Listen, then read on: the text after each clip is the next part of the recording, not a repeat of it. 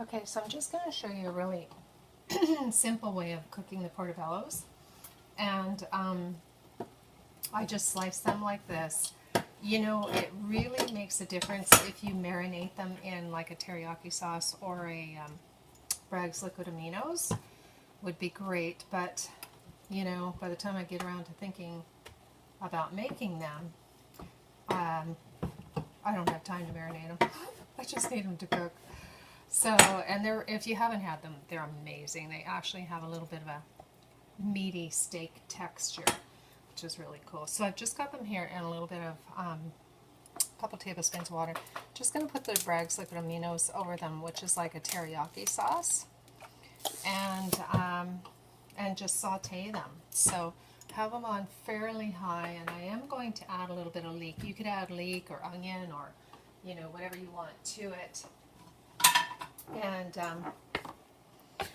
And then that'll add a little bit of flavor too. Like, you can actually add anything to them, but they're so good on their own, even just with like the Bragg's liquid amino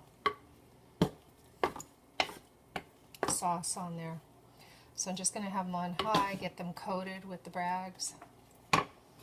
Add quite a bit. If you want to make them sort of a oriental, you could add a little bit of sesame oil, or you could add a little bit of ginger. I'm just going to cut this leek up, add a little leek flavor for this one. I've gotten it all dark from the mushrooms, or I do have dark skin. So just put that in there.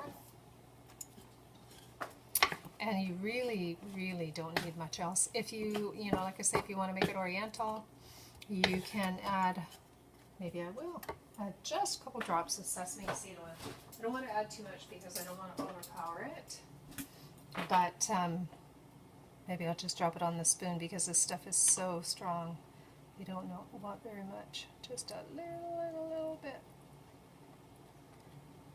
It's probably 3 drops is probably more than enough. Put them in there.